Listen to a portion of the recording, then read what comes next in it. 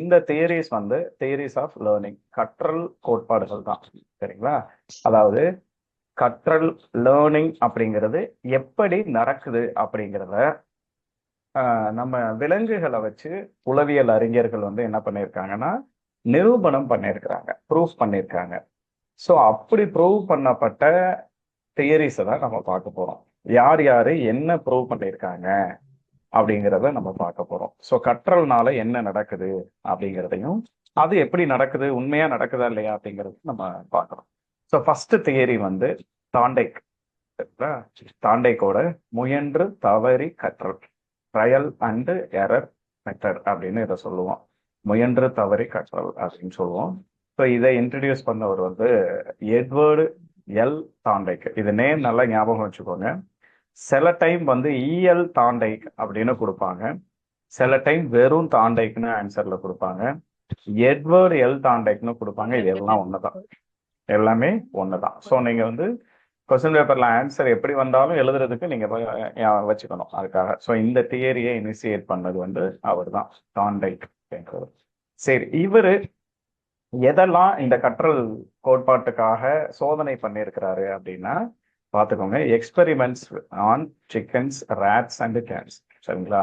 அதாவது கோழி, பூனை, எலிலாம் வச்சு என்ன பண்ணியிருக்கிறாருன்னா சோதனை பண்ணியிருக்காரு. இப்படிலாம் கூட ஒரு கேள்வி கேட்கணும்னா தாண்டைக் பயன்படுத்திய விலங்குகள் பெயர் என்ன, சோதனைக்கு பயன்படுத்திய விலங்குகள் எது அப்படின்னு சொல்லிட்டு இதுல மாத்தி கொடுக்கலாம். நாய் அப்படின்லாம் கொண்டு வந்தா நாய் இவர் பண்ணல, ஆனா நாய் இன்னொருத்தர் பண்ணியிருக்காரு, அதனால அதுல இருக்கிறதே மாத்தி கொடுக்கறதுக்கு வாய்ப்பு. அதனால கோழி, பூனை, எலி இதெல்லாம் வந்து என்ன பண்ணாருன்னா இவர் சோதனைக்கு பயன்படுத்தினார், ஒரு கற்றல் எப்படி நடக்குது அப்படிங்கிறத.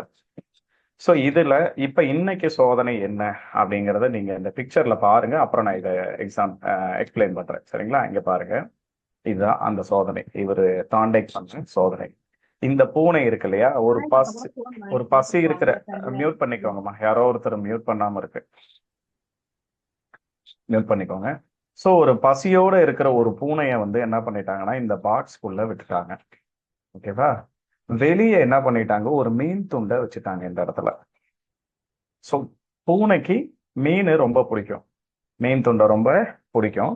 இப்ப என்ன பண்ணுதுன்னா மீன் துண்டை வச்சது மட்டும் இல்லாம இந்த மீனோட வாசனை அந்த பூனைக்கு உள்ள போகுது. வாசனை வந்து தூண்டலா இருக்கு. அப்ப பூனை என்ன பண்ணுது, அந்த மீனை நம்ம எடுத்தாகணுமே, நம்ம சாப்பிட்டாகணுமே அப்படின்னு சொல்லிட்டு அந்த பக்கம் இந்த பக்கம் தாவுது, உடைச்சு பாக்குது, எப்படியாவது வெளியே போயிருவோமா இந்த கூண்டை விட்டு, போனா அந்த மீன் நமக்கு கிடைக்குமா அப்படின்னு பாக்குது. ஸோ என்ன பண்ணணும் அப்படின்னா இந்த லேட்ச் இருக்குல்ல, இந்த இதை வந்து தெரியாம அந்த பூனை டச் பண்ணிட்டா இந்த டோர் ஓப்பன் ஆயிரும், பூனைக்கு என்ன கிடைச்சிரும்னா இந்த மீன் கிடைச்சிரும். இப்ப மனுஷன்னா என்ன பண்ணுவோம், நமக்கு நார்மலா ஒரு நாலேஜ் இருக்கு, அதுவுமே பிறந்த குழந்தை ஒன்னொன்னா கத்துக்கிட்டு தான் வரணும். ஆனா நம்ம இப்ப என்ன பண்ணுவோம், ஒரு பாக்ஸை விட்டு வெளியே வரணும்னா எந்த இடத்துல டோர் இருக்கோ டோரை ஓப்பன் பண்ணுவோம், இல்லைன்னா எங்கெல்லாம் வந்து இந்த லேட்ச் மாதிரிலாம் இருந்ததுன்னா ஈஸியா நாம கண்டுபிடிச்சிருவோம். ஆனா பூனைக்கு இந்த விஷயம் புதுசு. இந்த லேட்சை இழுத்தா அந்த டோர் திறக்குங்கிறது அந்த பூனைக்கு சுத்தமா தெரியாது. என்ன பண்ணுது, பாக்ஸ் ஃபுல்லா சுத்தி சுத்தி பாக்குது, அங்கிட்டு மோதி பாக்குது, இங்கிட்டு தள்ளி பாக்குது. அந்த வாசனை அதை வந்து ஸ்டிமுலேட் பண்ணி விடுது, எப்படியாவது அந்த மீனை திண்டுறமே அப்படின்ட்டு. தெரியாதனமா ஒரு தடவை என்ன பண்ணிடுது, இந்த லேட்சை இழுத்துருது, டோரு ஓப்பன் ஆயிருது, இந்த பூனைக்கு வந்து இந்த மீன் கிடைச்சிருது. சரிங்களா? இப்ப இது ஃபர்ஸ்ட் டைம். இப்ப அடுத்த தடவை இதே மாதிரி இந்த பூனையை நாம மூடி வைக்கும் போது அது என்ன பண்ணும், ஆட்டோமேட்டிக்கா முதல் தடவை இதை இழுத்ததுனால எனக்கு பரிசு, அதாவது ஒரு ஃபுட்டு கிடைச்சது. அப்ப ரெண்டாவது தடவை மறுபடியும் நான் இதை வந்து இழுத்தேன் அப்படின்னா எனக்கு கிடைக்கும் அப்படிங்கிற நாலேஜ் அதுக்கு கிடைச்சிருது. ஸோ ரெண்டாவது டைமு மறுபடியும் இதை தாண்டி இதெல்லாம் பண்ணாது, என்ன பண்ணலாம், டைரக்டா இதை இழுத்தாவே அதுக்கு தெரிஞ்சிடும் நமக்கு இது கிடைக்கும் அப்படின்னு சொல்லிட்டு. ஸோ ட்ரைனிங், ப்ராக்டிஸ், பயிற்சி மூலமா இந்த ஒரு கற்றல் வந்து அந்த பூனைக்கு நடக்குது. அதாவது இந்த லேட்சை நாம இழுத்தோம் அப்படின்னா இந்த பாக்ஸோட டோர் திறந்து நமக்கு இந்த ஃபுட்டு கிடைக்கும் அப்படிங்கிற ஒரு நாலேஜ் வந்து கற்றல் வந்து அங்க அந்த பூனைக்கு நடக்குது. இதுதான் சோதனை. சரிங்களா? ஸோ இந்த சோதனையில இங்க என்ன சொல்றோம்னு பாத்துக்கோங்க. ஸோ ஒரு hungry cat inside the puzzle box, அதோட பேர் ஞாபகம் வச்சுக்கோங்க, பசில் பாக்ஸ். சரிங்களா? ஒரு பசியல்ல ஒரு பூனையை வந்து என்ன பண்ணிடுறாங்கன்னா ஒரு பசில் பாக்ஸ்க்குள்ள போட்டு வச்சிடுறாங்க, வெளியே ஒரு மீன் துண்டை வச்சிடுறாங்க. ஓகேங்களா? It tries to squeeze through every opening. It claws and bites at the bars and wires. It thrust it pass through any opening and claws at every thing it reaches. அது என்ன பண்ணுது, ஏதாவது ஒண்ணு பண்ணி அந்த பாக்ஸை விட்டு வெளியே போகணுமேனு கீறி பாக்குது, தட்டி பாக்குது, கடிச்சு பாக்குது, என்னென்னவோ பண்ணுது. சரிங்களா? கடிச்சு எல்லாத்தையும் பார்த்து அதால முடிஞ்ச எல்லா முயற்சியும் மேற்கொண்டு பாக்குது. ஆக்சிடென்டா தான் அந்த லேட்ச் வந்து என்ன ஆகுதுன்னா திறந்துக்குச்சு. தாழ்பா வந்து தற்செயலா தான் திறந்துக்குது. நம்ம சொன்னேன் இல்லையா, அது பூனைக்கு தெரியாது. இதை இழுத்தோம்னா அந்த இது திறக்கும் தெரியாது. இடிக்கும் போது தெரியாதனமா இடிச்சிருது, டக்குன்னு அந்த டோர் திறந்துருது. ஸோ அந்த பூனைக்கான பரிசு கிடைச்சிருது. இது தொடர்ந்து அந்த பூனை 2வது தடவை இதே மாதிரி பாக்ஸ்ல அடைக்கும் போது ஈஸியா அது என்ன பண்ணிடும், லேட்சை இழுத்துட்டு போய் எடுத்துட்டு போயிடும். ஸோ இதுதான் இங்க இது. அப்ப இதுல என்னென்ன கற்றல் நிலைகள் அந்த பூனைக்கு நடக்குது அப்படின்னா, முதல்ல உந்துதல் வேணும், மோட்டிவ். என்ன உந்துதலை தருதுங்க அப்படின்னா, அந்த வாசனை வந்து பூனைக்கு உள்ள போயிருது, பாக்ஸ்குள்ள போய் அந்த மீனை நாம எப்படியாவது எடுத்து சாப்பிடணுங்கிற ஒரு மோட்டிவேஷனை கொடுக்குது. சரிங்களா? ஸோ கற்றலுக்கு முதல்ல தேவை என்ன அப்படின்னா, மோட்டிவ் வேணும், உந்துதல் வேணும். சரிங்களா? நிச்சயமா நாம இதை படிச்சே ஆகணும், இன்னைக்கு கிளாஸ் போயே ஆகணும் அப்படிங்கிற மாதிரி நமக்கான ஒரு உந்துதல் வந்து கண்டிப்பா தேவை. அதுதான் ஃபர்ஸ்ட் ஸ்டேஜ். 2வது என்ன அப்படின்னா, இலக்கு வேணும். பூனைக்கு என்ன இலக்கு இருந்தது, அந்த மீன் துண்டு இலக்கா இருக்கு. அதான் மீனை எடுத்து நான் சாப்பிடணும், எனக்கு அது வந்து இலக்கா இருக்கு. அப்ப நாமளும் என்ன பண்ணணும், நமக்கு ஒரு உந்துதல் இருக்குது, பிளஸ் இலக்கும் நான் ஃபிக்ஸ் பண்ணிக்கணும். எனக்கு வந்து அந்த பூனையை நான் அந்த அந்த மீனை நான் எடுத்து நான் கண்டிப்பா சாப்பிட்டுருவேன், அதுதான் என்னுடைய இலக்கு இப்போதைக்கு. அப்ப அதை நோக்கி நான் என்னுடைய முன்னேறுவேன் அப்படிங்கிற மாதிரி பண்ணிடுறோம். சரிங்களா? அடுத்தது பிளாக், முடக்கம். முடக்கம் அப்படின்னா, நான் இந்த பூனை என்ன பண்ணிருக்காங்க, பாக்ஸ்குள்ள போட்டு வச்சிருக்காங்க, முடக்கி வச்சிருக்கிறாங்க உள்ள. அப்ப அது என்ன பண்ணுது, அந்த முடக்கி வச்சிருக்க அதை விட்டு வெளியே வர ட்ரை பண்ணுது. அதுதான் இந்த இடத்துல பிளாக் அப்படின்னு சொல்றோம், முடக்கம்னு சொல்றோம். முடக்கி வச்சிருக்காங்க உங்களை. இப்ப நம்மளே சொல்றோம்ல, நான் வந்து பயங்கர பிஸியா இருக்கேன், ஏதோ ஒரு விஷயத்துல ஈடுபட்டுட்டு இருக்கேன், என்னால அதை விட்டு வெளியே வர முடியல அப்படிங்கிற மாதிரி. வெளியே வரணும். நமக்கு எது வந்து இன்னும் இன்னும் சொல்லணும்னா, நம்ம சோபிஸ்டிகேட்டடா ஒரு கம்ஃபர்ட் ஜோன் அப்படின்னு தான் சொல்லுவாங்க. ஒரு கம்ஃபர்ட் ஜோன்ல உட்காந்துருக்கோம்ல, அதெல்லாம் விட்டு வெளியே வரணும். பூனை போப்பா, எங்க போய் நான் மீன் எடுக்கிறது, இந்த பாக்ஸே பூட்டி கிடக்குதுன்னு பேசாம உட்கார்ந்து இருந்ததுன்னா, தற்செயலா கூட அது அந்த லேட்ச் மேல இடிச்சிருக்காது, அந்த தாப்பால திறந்திருக்காது இல்லையா? ஸோ அதுதான் இங்க முடக்கம் பண்ணக்கூடாதுன்றோம். அடுத்தது ரேண்டம் மூமெண்ட். தொடர்ந்து இயக்கம் பண்ணுது. என்ன பண்ணுது அந்த பூனை, என்ன பண்ணுச்சு, நம்ம சொன்னோம்ல, ஏதாவது ஒண்ணு பண்ணி பார்ப்போமே, ஏதாவது ஒரு முயற்சியில நமக்கு வெற்றி கிடைக்குமே அப்படின்னு முட்டி மோதி பாக்குது. நம்மளும் அப்படிதான். கண்டிப்பா நம்ம முயற்சி பண்ணி பார்ப்போமே, நம்ம முயற்சி ஏதோ ஒரு விதத்துல வெற்றி பெறும், ஒரு தடவை இல்லையா அடுத்த தடவை அப்படின்ற மாதிரி நம்ம போறோம். ஸோ அதுதான் அடுத்தது ரேண்டம் மூமெண்ட். சரிங்களா? தொடர் இயக்கம் இருந்துகிட்டே இருக்கணும். அப்ப அது அடுத்தது சான்ஸ். அதுல ஏதாவது ஒரு சான்ஸ்ல நம்ம வெற்றி பெற்றோம். ஓகேங்களா? அதுதான் சான்ஸ் சக்சஸ். இப்ப பூனை என்ன பண்ணுச்சு, அந்த பக்கம் இந்த பக்கம் தாவி பார்த்துச்சு, தொடர் இயக்கம் பண்ணுச்சு, ஒரு சான்ஸ் வெற்றி வாய்ப்பு அதுக்கு கிடைச்சிருச்சு. சரிங்களா? அடுத்தது என்னன்னா, ஒரு தடவை கத்துக்கிட்டுச்சு அந்த லேட்ச் இலக்கணம். அடுத்தது என்னது, செலெக்ஷன் ஆஃப் ப்ராப்பர் மூமெண்ட். அதுக்கப்புறம் சரியான இயக்கம் அது வந்து தேர்ந்தெடுத்துக்கணும். இப்ப நம்மளே அப்படிதானே, ஒரு தடவை நம்ம இந்த வழி எனக்கு புரிஞ்சிருச்சு, இப்படி படிச்சா வந்து எனக்கு வந்து நல்லா புரியுது அப்படிங்கிறத தெரிஞ்சுக்கிட்டோம்னா, அந்த வழியில நம்ம ரெகுலரா போக ஆரம்பிச்சிருவோம். ஸோ செலக்ட் பண்ணிக்கிறோம், எனக்கு இதுதான்ப்பா, இந்த வழி தான்ப்பா சரி, இதுதான்ப்பா எனக்கு கரெக்டான ஒரு ரிசல்ட்டை தருது அப்படிங்கிற மாதிரி நாம ஃபிக்ஸ் பண்ணி வச்சுக்கோம். ஸோ அதுதான் செலக்ஷன் ஆஃப் ப்ராப்பர் மூவ்மெண்ட். சரியான இயக்கத்தை தேர்ந்தெடுக்கணும். சரிங்களா? தப்பான இயக்கத்தை வந்து என்ன சொல்றது, நான் அங்கேயே இருந்துக்கிறேன், எனக்கு வேணாம், இதுல நான் போய் முட்டி மோதிட்டுலாம் இருக்க மாட்டேன் அப்படிங்கிற மாதிரி இருக்காது. ரைட். ஸோ ஃபிக்ஸேஷன், சரியான முடிவு. சரிங்களா? ஓகே, ரைட், நான் முடிச்சிட்டேன், இந்த லேட்சை இழுத்தேன், எனக்கு வந்து ஆன்சர் இது ரிசல்ட் கிடைச்சிருச்சு அப்படிங்கிறதுலாம், இதெல்லாம் தான் என்ன அப்படின்னா கற்றல்ல. இது பூனையை வச்சு நாம சொல்றோம், ஆனா இது நம்மளுக்கும் இருக்க வேண்டியது. உந்துதல் வேணும், இலக்கை நிர்ணயிச்சுக்கணும், நம்ம முடக்கி வைக்கப்படுவோம், அதை விட்டு வெளியே வரணும், தொடர்ந்து இயங்கிட்டு இருக்கணும், ஏதாவது ஒரு சான்ஸ் நமக்கு வெற்றி கொடுக்கும், அதுக்கப்புறம் நம்ம அதை பிடிச்சுக்கணும், எது நமக்கு நல்ல வெற்றியை தருதோ அதை இது பண்ணிக்கணும், ஃபிக்ஸ் பண்ணிக்கணும். நமக்கு சரியான முடிவு, அப்பா அவ்வளவுதான்டா, இதே மாதிரி நான் இனிமேல் லைஃப் வந்து என்ன பண்ண போறேன், நான் இதை தொடர்ந்து கத்துக்கிட்டு போக போறேன் அப்படிங்கிறத பண்ணிக்கலாம். சரிங்களா? ஸோ இதுதான் இதுல stages of process of learning, stages in the process of லேர்னிங்னு சொல்றோம். இந்த தியரி மூலமா என்ன தத்துவம், கோட்பாடு, பிரின்சிபல் சொல்றாங்க அப்படின்னு பார்த்தோம் அப்படின்னா, இங்க பாருங்க, முக்கியமா இந்த தியரி மூலமா கத்துக்கிட்டது என்ன அப்படின்னா, learning involves trial and error. அப்போ கற்றல் அப்படிங்கிறது எதை அடிப்படையாக கொண்டது அப்படின்னா, முயன்று தவறி கற்றலை அடிப்படையாக கொண்டது.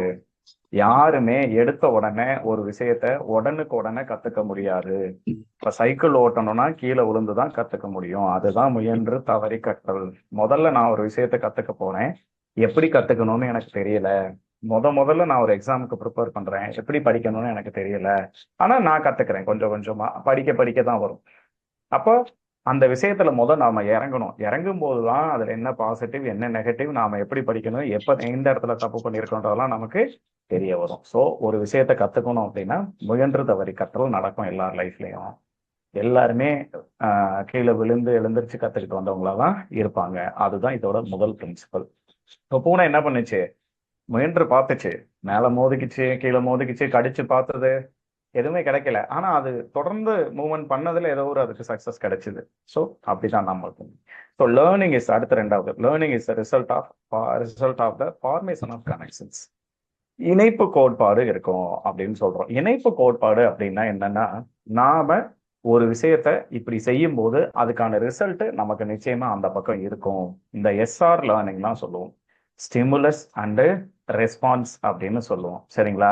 தூண்டல் துலங்கல் அப்படிங்கிறத நம்ம சொல்லுவோம். அதுதான் இங்க இணைப்பு கோட்பாடு அப்படிங்கிற இடத்துல சொல்லுவாங்க. என்ன அப்படின்னா, இப்ப அந்த பூனைக்கு தூண்டுதலா எது இருந்துச்சு? பூனைக்கு எது ஸ்டிமுலேட் ஃபிஷ். பண்ணுச்சு?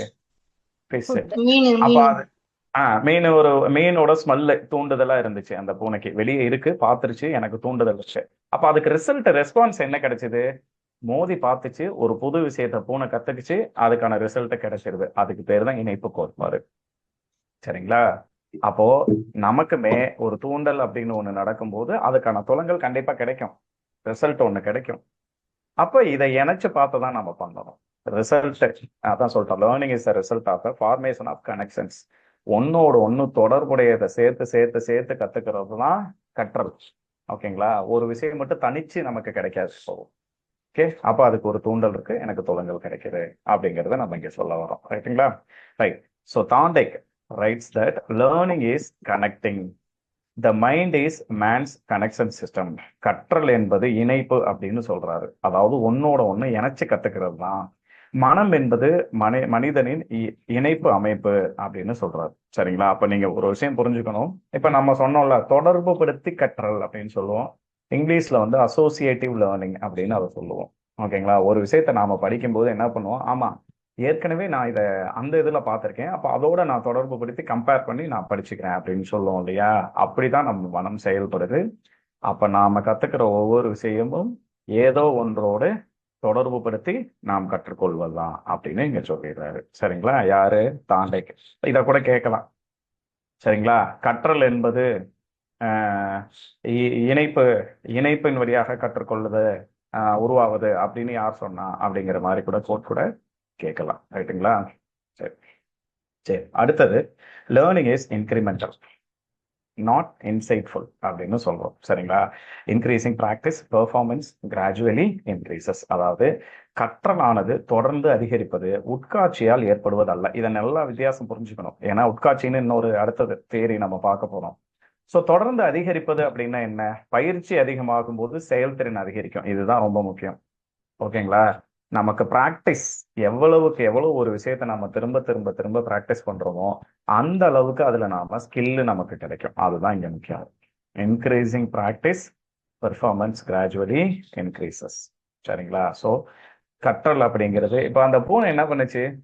தொடர்ந்து கத்துக்குச்சு. என்ன பண்ணுச்சு? முதல்ல கடிச்சு பார்த்தது, அப்புறம் மோதி பார்த்தது, அப்புறம் தெரியாதனமா இந்த பக்கம் தாவி பார்த்துச்சு, இடிச்சிருச்சு. அப்ப அதுதான் தொடர்ந்து பண்ணிக்கிட்டே இருக்கணும்.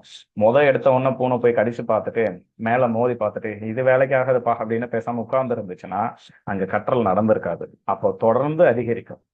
நாம எந்த அளவுக்கு அதுக்கு டைம் ஸ்பெண்ட் பண்றோமோ, எவ்வளவு நாம எக்ஸ்ட்ரா எக்ஸ்ட்ரா படிச்சுக்கிட்டே இருக்கிறோமோ, அப்போ அந்த அளவுக்கு நமக்கு வந்து என்ன ஆகும் அப்படின்னா கற்றல் அங்க வந்து நடக்கும், செயல்திறனும் நமக்கு நடக்கும். இது உங்களுக்கு ஒன்றும் பெருசா சொல்ல வேண்டியதில்லை. ஒரு விஷயத்த எவ்வளவுக்கு எவ்வளவு நம்ம அதிகமா ப்ராக்டிஸ் பண்றோமோ அவ்வளவுக்கு அவ்வளவு நாம என்ன பண்ணலாம் அப்படின்னா நிறைய விஷயத்த நாம கத்துக்கலாம் அப்படின்னு சொல்றோம். சார் ஓகேங்களா? ம்.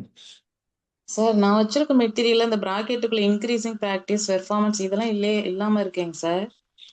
சரி, நான் அனுப்புறேன், நான் பிடிஎஃப் அனுப்புறேன் நான். இதுக்கு முன்னாடி உள்ள பாயிண்ட்டும் கவர் ஆகாம இருக்குங்க சார். இல்ல நான் அனுப்பிடுறேன். அது அநேகமா நீங்க அந்த இதுக்கு முன்னாடி சென்ட் பண்ண இதை வந்துட்டு உங்களுக்கு ஏதோ மாத்தி போட்டிருக்கோமா என்னன்னு தெரியல. நான் அனுப்பிடுறேன். சார் இப்ப மீதி இருக்கவங்க கிட்ட இருக்கா? இல்ல எல்லாருக்குமே சார் இந்த எனக்கு ப்ராப்ளம்? இல்ல சார். இருக்குது சார். இருக்குது சார்.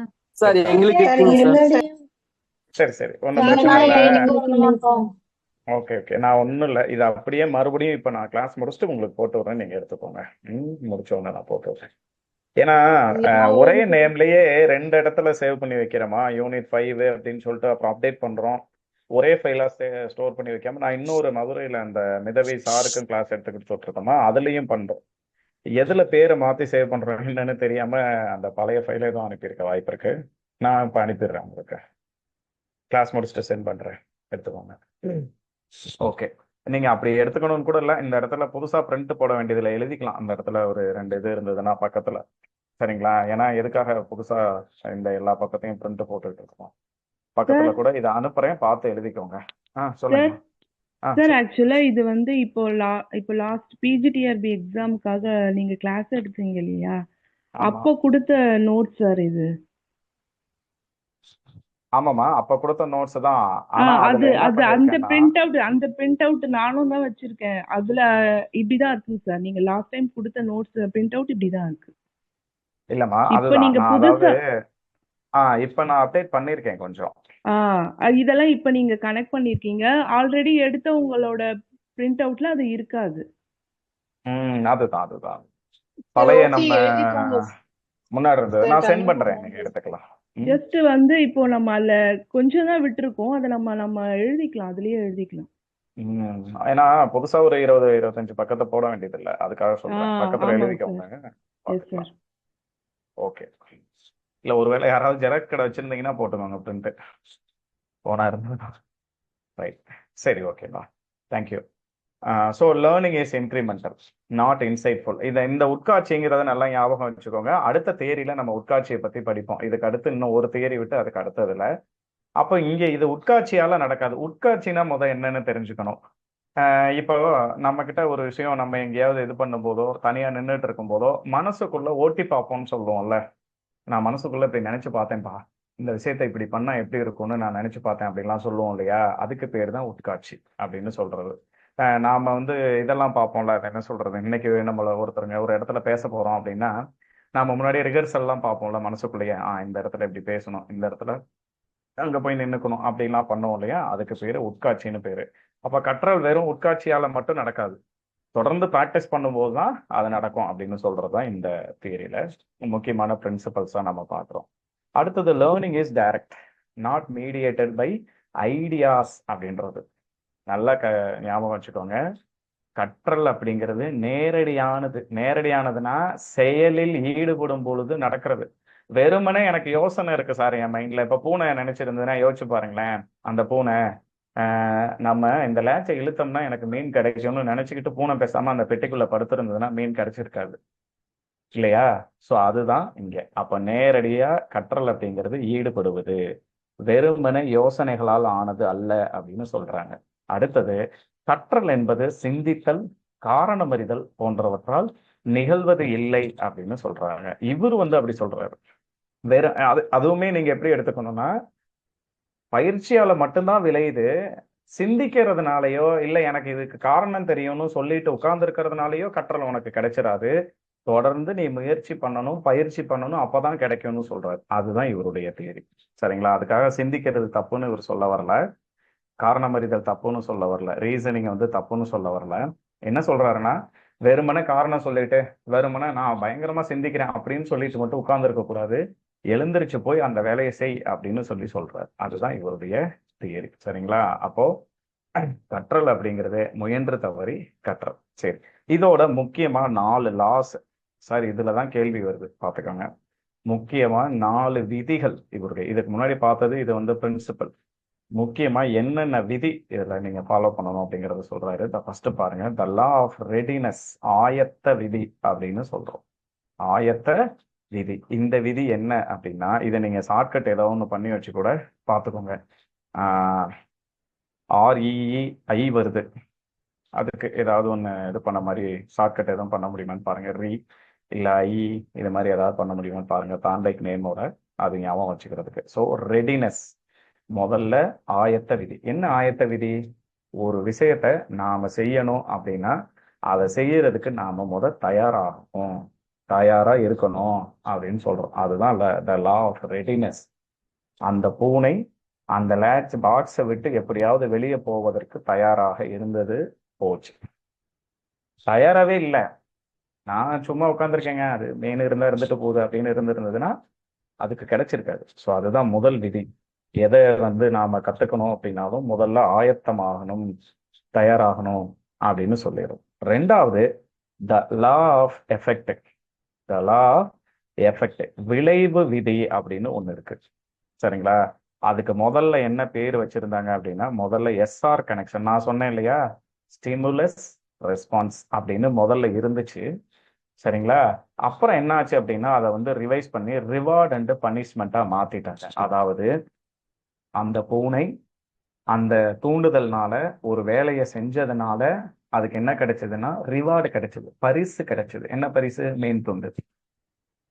ஏன்னா அது பசியோட இருக்கு. சரி, எந்த வேலையுமே செய்யல, அந்த தூண்டுதல் என்னை எதுவுமே பண்ணல, அந்த பூனை பேசாம போய் உள்ள உட்கார்ந்து இருந்தது, என்ன கிடைச்சிருக்கும்? பனிஷ்மெண்ட். பனிஷ்மெண்ட்னா அந்த இடத்துல என்ன, பூனை அடிப்போமா? கிடையாது, அது பசியிலேயே கடந்திருக்கணும், அதுதான் பனிஷ்மெண்ட். அப்போ ஒரு சரியான விஷயத்தை நாம சரியா விளைவு தெரிஞ்சு நாம செய்யும் போது நமக்கு ரிவார்டு கிடைக்கும், இல்லைன்னா நமக்கு பனிஷ்மெண்ட் கிடைக்கும். சரிங்களா? ஃபர்ஸ்ட் அது எஸ்ஆர்னு இருந்துச்சு, எஸ்ஆர் கனெக்ஷன் இருந்தது. அப்புறம் எப்படி மாத்திட்டாங்க? ரிவார்ட்ஸ் அண்ட் பனிஷ்மெண்ட்ஸ் மாத்திட்டாங்க. ஓகேங்களா? அப்போ அதுதான் விளைவு விதி.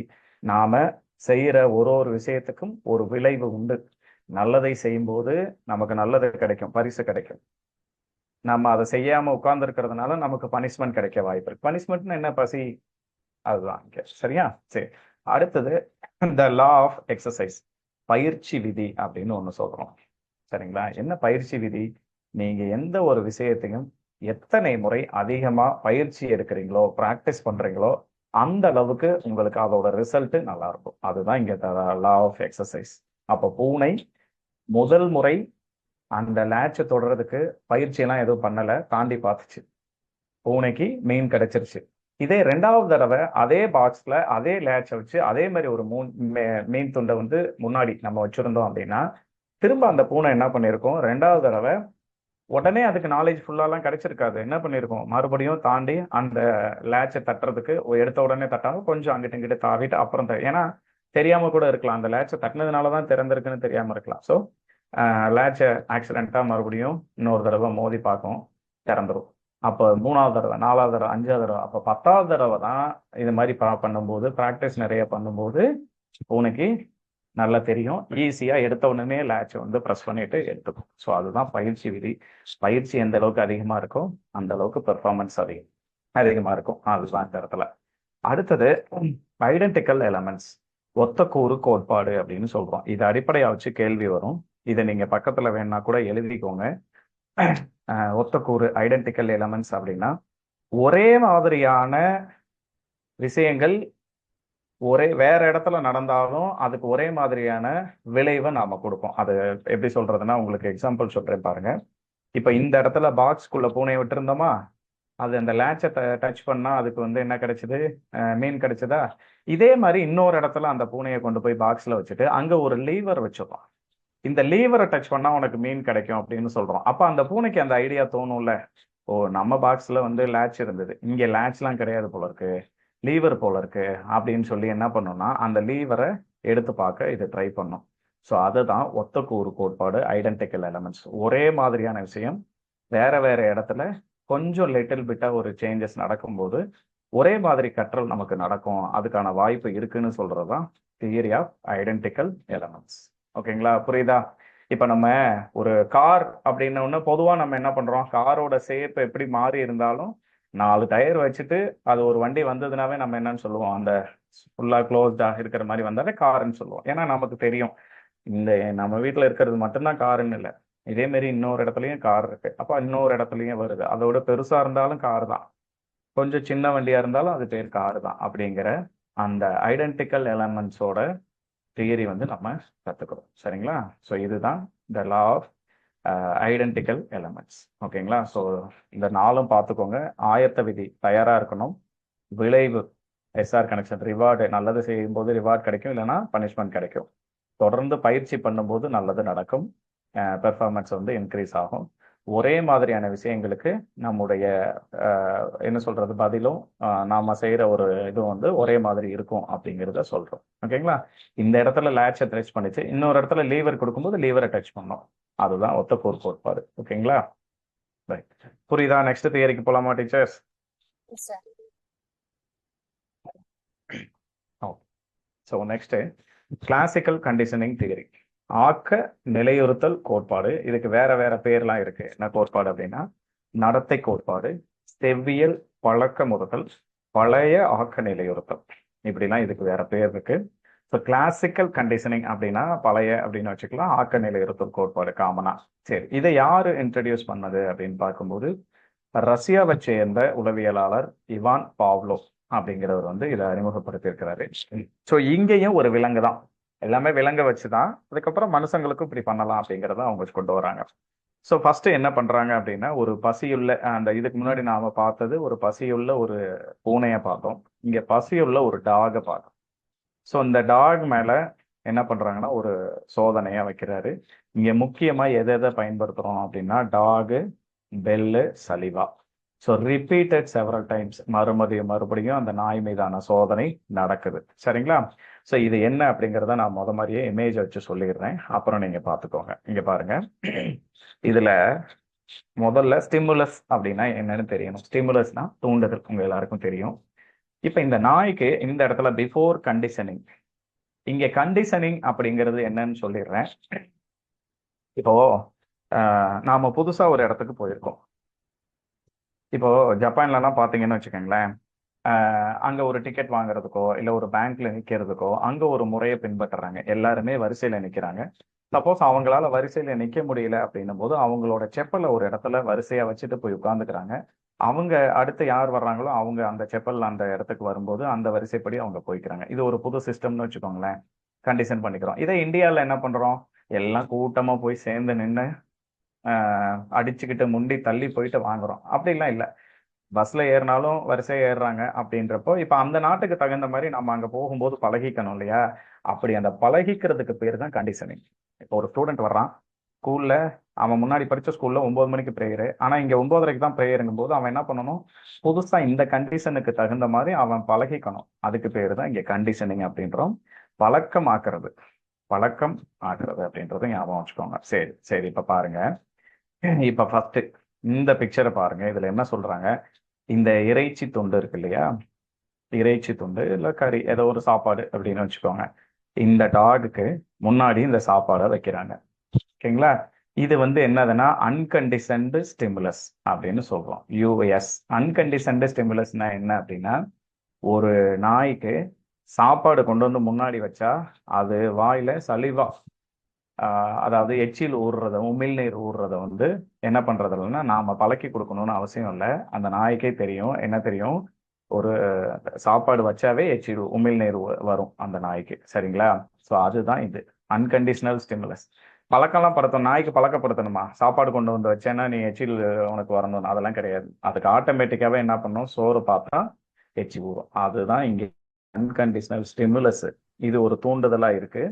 இங்க என்ன நடக்குது அப்படின்னா ரெஸ்பான்ஸ் என்னது, அன்கண்டிஷன். நல்லா ஞாபகம் வச்சுக்கோங்க, நம்ம எதுவும் பழக்கப்படுத்தல, தானாவே நடக்குது அப்படின்றோம். ரைட்டுங்களா? சரி, அதே சமயத்துல நாய் பக்கத்துல போய் என்ன பண்றோம், நம்ம ஒரு பெல் அடிக்கிறோம், நியூட்ரல் ஸ்டிமுலஸ். சரிங்களா? ஒரு பெல் அடிக்கிறோம். நாய் சும்மா இருக்கிறப்ப நாய்க்கு பெல் அடிச்சா அது என்ன தோணும், இவன் ஏன்டா நம்ம முன்னாடி வந்து பெல் அடிச்சிருக்கான் அப்படின்னு போயிடும். சரிங்களா?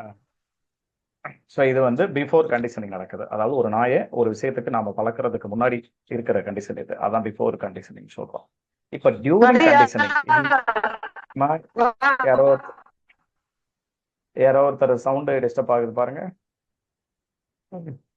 ஜூலியானான்னு நினைக்கிறேன் அவங்க பேர் போட்டு. ஓகே, கொஞ்சம் மியூட் பண்ணிக்கோங்க. ரைட். ஸோ இது வந்து நாயை ஒரு விஷயத்துக்கு பழக்கிறதுக்கு முன்னாடி. சரிங்களா? டாக்னு சொல்றேன், நாய் மாதிரி இருக்கு. டாக். சரி. இப்ப அடுத்தது டியூரிங் கண்டிஷன். இப்போ அந்த டாகை நாம ஒரு கண்டிஷனிங் பண்றோம். என்ன பண்றோம்? ஒரு விஷயத்துக்கு பழக்கிறோம். எப்படி அப்படின்னா, ஒவ்வொரு முறை அந்த டாகுக்கு நாம ஃபுட்டு கொடுக்கும் போதும், இந்த உணவு கொடுக்கும் போதும் பெல் அடிச்சுட்டு அந்த உணவை கொடுக்குறோம். என்ன பண்றோம்? வெறுமனே ஃபுட்டை கொடுக்காம பெல் அடிச்சுட்டு உணவு கொடுக்குறோம். அதுதான் கண்டிஷன்டு ஸ்டிமுலஸ். இப்ப இது வேணும்னே நம்ம பண்ற தூண்டுதல் அந்த டாகுக்கு. சரிங்களா? இதுக்கு முன்னாடி வெறுமனே ஃபுட்டை பார்த்தோன்னா அதுக்கு உமிழ்நீர் வந்தது. அது வந்து நாம சொல்லிலாம் கொடுக்கல. அது தானாவே நடக்குது. பெல்லும் அடிச்சோம். நாய் அதை எதுவுமே இப்ப கண்டுக்கல. அந்த டாக் வந்து யாரோ பெல் அடிச்சுட்டு போறாங்கன்னு பேசாம இருந்துருச்சு. ஆனா இப்ப என்ன பண்றோம்? முதல் தடவையா கண்டிஷனிங் பண்றோம். எப்படி? பெல் அடிச்சுட்டு உனக்கு சாப்பாடு கொடுப்போம். Conditioned stimulus. அது அன்கண்டிஷன்டு ரெஸ்பான்ஸ். அப்ப என்ன ஆகுது அப்படின்னா, அதுக்கு ஆட்டோமேட்டிக்காவே பெல் அடிச்சுட்டு சாப்பாடு வரும்போது இதுக்கு உமிழ்நீர் சுரக்குது. ஓகேங்களா? சரி. அதுக்கப்புறம் இந்த டைம் என்ன ஆகுதுன்னா, இதை மறுபடியும் ரிப்பீட்டடா பண்றோம். என்ன பண்றோம்? ஒவ்வொரு முறை பெல் அடிச்சுட்டு சாப்பாடு கொடுக்குறோம். சாப்பாடு கொடுக்குறப்பெல்லாம் பெல் அடிச்சுட்டு சாப்பாடு கொடுக்குறோம் அந்த டாகுக்கு. இப்போ கண்டிஷன் ஆயிருச்சு. என்னது? நாய் பழகிருச்சு. என்னது? இவங்க பெல் அடிச்சாங்கன்னா நமக்கு சோறு போவாங்கயா அப்படின்னு ஒரு கான்செப்டுக்கு அந்த டாக் வந்துருச்சு. இப்ப என்ன பண்றாங்க? திரும்ப பெல்லு மட்டும் அடிச்சுட்டு கண்டிஷன்டு ஸ்டிமுலஸ் சோறு கொடுக்க மாட்டேங்கிறாங்க. ஆனாலும் பெல் அடிச்ச உடனே அந்த டாகுக்கு என்ன ஆகுது? ஆஹா, பெல் அடிச்சிட்டாங்கடா, அடுத்து நமக்கு சோறு போட்டுருவாங்க அப்படின்னு என்ன பண்ணுதுன்னா, அது ஒரு ரெஸ்பான்ஸை கொடுக்குது. என்னது? உமிழ்நீர் சுரக்குது. சரிங்களா? இதுதான் சோதனை. இதுதான் சோதனை. ஒவ்வொரு முறை மணியை அடிச்ச பின்னாடியும் சாப்பாடு கொடுத்து பழக்கிறோம் அந்த டாகை. பழக்கிட்டு ரிப்பீட்டடா நிறைய டைம் பண்ணிட்டு கடைசி என்ன பண்றோம்? பெல் அடிச்சுட்டு சாப்பாடு கொடுக்காம விட்டுறோம். இப்ப என்ன ஆகுது? ஒரு தடவை பெல் அடிக்கும் போதும் அதை பழக்கிட்டமே, பெல் அடிச்சா சாப்பாடு வரும்னு. அப்ப பெல் அடிச்ச உடனே அதுக்கு உமிழ்நீர் சுரக்க ஆரம்பிச்சிருது.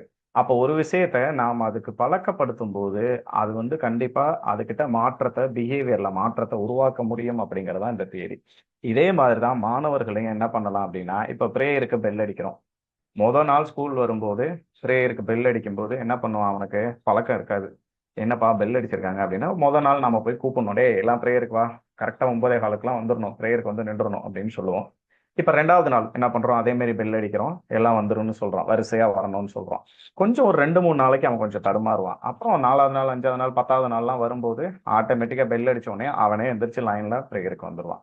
அப்ப இதுதான் இங்க என்ன சொல்றோம் அப்படின்னா, கிளாசிக்கல் கண்டிஷனிங் தியரி அப்படின்னு சொல்றோம். சரிங்களா? அப்போ ஒரு டாக நாம வந்து ஒரு கண்டிஷனிங் மூலமா என்ன பண்ணலாம் அப்படின்னா, ஒரு விஷயத்துக்கு நம்மால பழக்க முடியும், நடத்தையில் மாற்றத்தை உண்டாக்க முடியும் அப்படின்னு சொல்றதுதான் இந்த தியரியோட அடிப்படை. ஓகேங்களா? இப்ப இதை எக்ஸ்பிளைன் பண்றேன் பாருங்க. So hungry dog, bell, saliva ரொம்ப முக்கியம். So repeated several times. நிறைய டைம் வந்து என்ன பண்றாங்க? பெல் அடிச்சுட்டு சாப்பாடு கொடுக்குறாங்க. கொஞ்சம் டைம் கழிச்சு என்ன பண்றாங்க? After several time bell run but no food. என்ன பண்ணாங்க? பெல் அடிச்சுட்டு சோறு கொடுக்கல. அதுதான் வந்து பிரச்சனையாகுது. இப்ப இந்த இடத்துல என்ன சொல்றாங்க அப்படின்னா, லேர்னிங் இஸ் ஹேபிட் ஃபார்மேஷன். பழக்கமாக்குறது தான் கற்றல் அப்படிங்கிறாரு. யாரு? Ivan Pavlov. And is based on the principle of association and substitution. கற்றலானது பழக்கமாக்குதல், தொடர்பு கொள்கை மற்றும் பதிலீட்டு கொள்கை அடிப்படையிலானது அப்படின்னு சொல்றோம். தொடர்பு கொள்கைனா என்ன? இங்க நம்ம சொன்னோம் இல்லையா, அசோசியேஷன் இதுக்கு முன்னாடி பார்த்தோம் இல்லையா.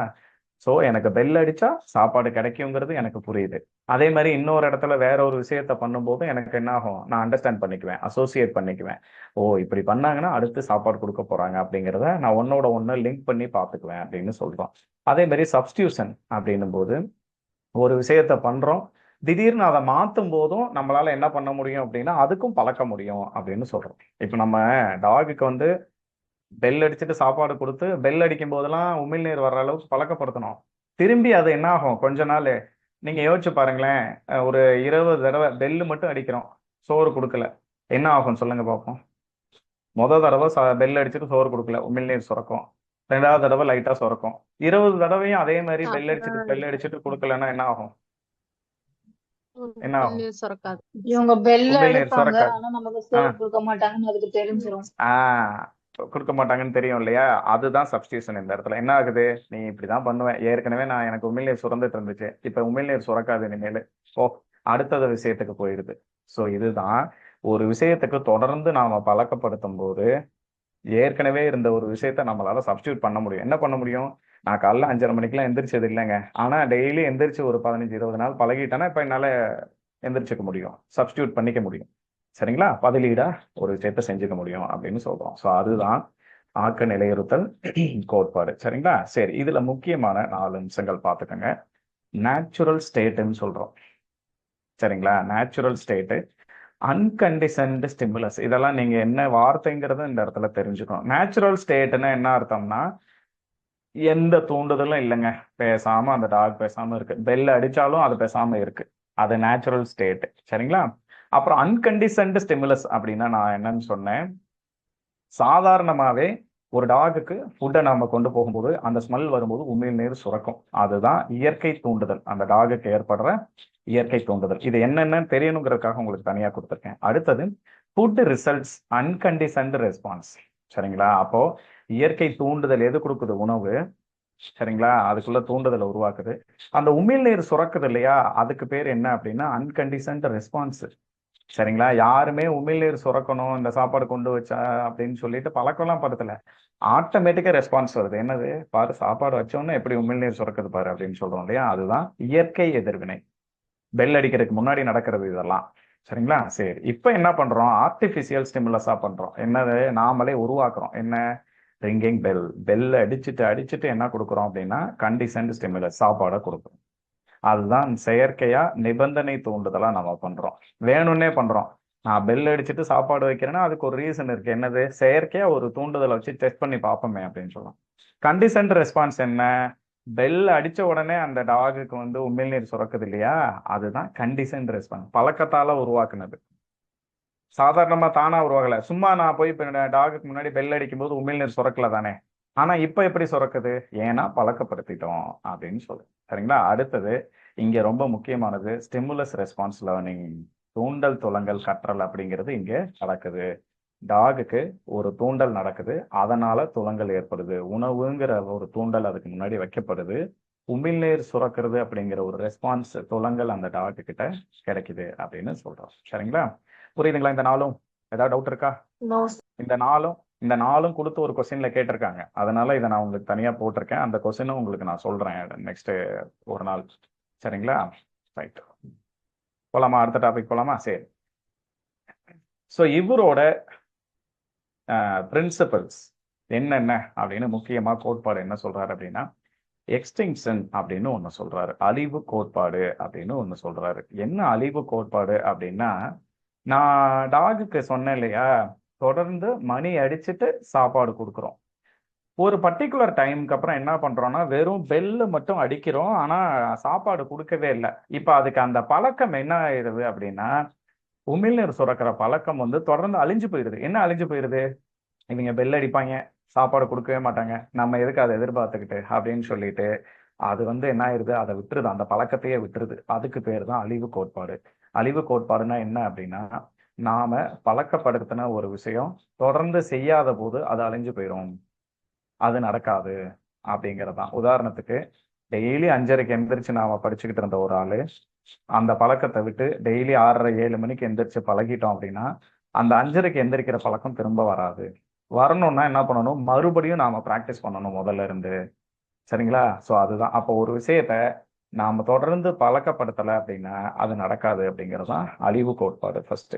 அடுத்தது ஸ்பான்டேனியஸ் ரெக்கவரி அப்படின்னு ஒரு வார்த்தையை படிக்கிறோம். என்ன அப்படின்னா, இயற்கையாகவே முந்தைய நிலையை அடைதல், மீண்டும் முயற்சித்தால் பழைய அளவுக்கு எதிர்வினை இருக்காது அப்படின்னு சொல்றோம். இப்போ இதை நீங்க கொஞ்சம் எக்ஸ்பிளைன் பண்ணி தான் ஆகணும். ஸ்பான்டேனியஸ் ரெக்கவரினா என்னன்னா, இப்ப அந்த டாகுக்கு ஃபர்ஸ்ட் பெல் அடிச்சோம், சாப்பாடு கொடுத்தோம், திரும்பி என்ன பண்றோம்?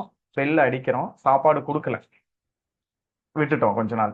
மறுபடியும் ஒரு விஷயம் பண்ணலாம். என்னது? திரும்ப பெல் அடிச்சுட்டு அந்த டாகுக்கு சாப்பாடு கொடுக்குறோம்னு வச்சுக்கோங்களேன். இது என்ன ஆயிரும்னா அந்த டாகுக்கு தெரிஞ்சிடும், மறுபடியும் பெல் அடிச்சுட்டு சாப்பாடு கொடுத்தாங்கன்னா அது என்ன பண்ணுன்னா, ஓ பரவாயில்ல, திரும்ப அப்ப பெல் அடிச்சுட்டு நமக்கு சாப்பாடு கொடுக்குறாங்கன்னு சொல்லிட்டு மறுபடியும் உமிழ்நீர் அதுக்கு சுரக்கும்.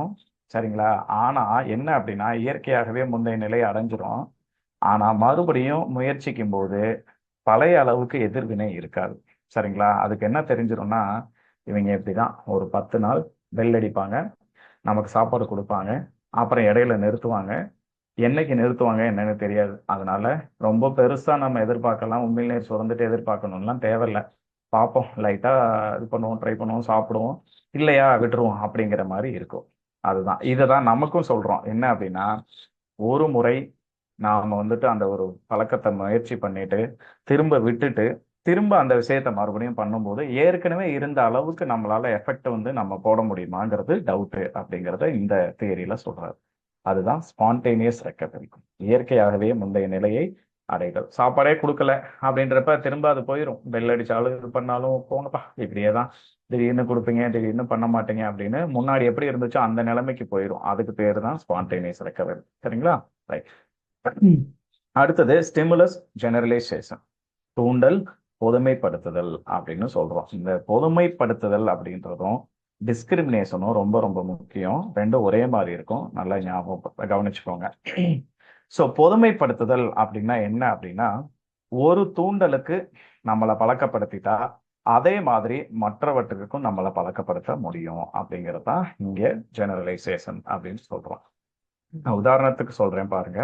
இப்ப நம்ம ஸ்கூல்ல ப்ரே இருக்கு, அந்த பசங்களை வரிசையா நடந்து தம்பி நம்ம சொல்லுவோம்ல, தம்பி எங்க நீங்க கூட்டமா போனாலும் எங்க ஒரு பொருள் வாங்க போனாலும் நீங்க நிறைய பேர் சேர்ந்து போனீங்கன்னா வரிசையா தான் போகணுங்கிற ஒரு பழக்கத்தை நம்ம ஸ்கூல்ல உருவாக்கி கொடுத்துட்டோம் அப்படின்னா அது அங்க ஸ்கூல்ல நடக்கிற ஒரு பழக்கம்.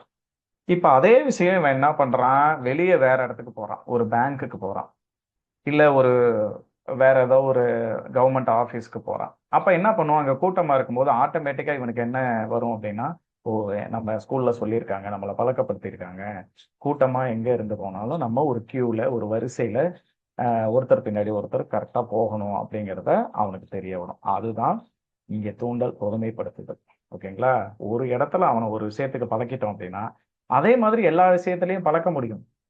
சரிங்களா? அது அடுத்தது டிஸ்கிரிமினேஷன், வேறுபடுத்தி அறிதல் விதி அப்படின்னு ஒண்ணு சொல்றோம். சரிங்களா? பல்வேறு தூண்டல்களை வேறுபடுத்தி அறிதல். இது ஈஸி. இப்ப டாகுக்கு வந்து தெரிஞ்சிருது என்னது, பெல் அடிக்கிறாங்க, சாப்பாடு போடுறாங்க தொடர்ந்து, அது எப்படின்னு தெரிஞ்சு போச்சு. அப்புறம் திரும்பி அந்த டாகுக்கு என்ன பண்றாங்க, பெல் அடிக்கிறாங்க, சாப்பாடு போடல. இப்ப ரெண்டுக்குமான வேறுபாடு அதுக்கு புரியுது. சரிங்களா? அதான் டிஸ்கிரிமினேட் பண்ணி புரிஞ்சுக்குது. அப்புறம் 3வது தடவை திரும்ப பெல் அடிச்சுட்டு சாப்பாடு போடுறாங்க. இப்ப அந்த டாக் என்ன பண்ணும், நீங்க மாத்தி மாத்தி இப்படி பண்ணுவாங்கப்பா, அப்ப அது எல்லாமே எனக்கு ரெண்டுக்கும் வித்தியாசம் இருக்கு, முன்னாடி இருந்ததுக்கு அப்படிங்கிறத அது புரிஞ்சுக்குது. அப்போ ஒரு விஷயத்த இது வேற அது வேறன்னு பிரிச்சு பார்த்து வேறுபடுத்தி பார்த்து தெரிஞ்சுக்குவேன் எனக்கு அப்படிங்கிறதுக்கு பேரு தான் ஸ்டிமுலஸ் டிஸ்கிரிமினேஷன். எல்லா தூண்டலும் ஒரே மாதிரி தூண்டல் இல்லை அப்படிங்கிறத புரிஞ்சுக்கிறது தான் வேறுபடுத்தி அறிதல். இங்க நடந்த தூண்டுதலும் இன்னொரு இடத்துல நடந்த தூண்டுதலும் ஒரே மாதிரி தான் அப்படின்னு புரிஞ்சுக்கிறதுக்கு பேரு ஜெனரலைசேஷன். ஓகேங்களா? ஒரே மாதிரி இருந்தா ஜெனரலைசேஷன், வேற வேறையா இருந்தா டிஸ்கிரிமினேஷன். ஓகேங்களா? ஸோ இதுதான் பாவ்லோவுடைய பெயர். ஓகேங்களா?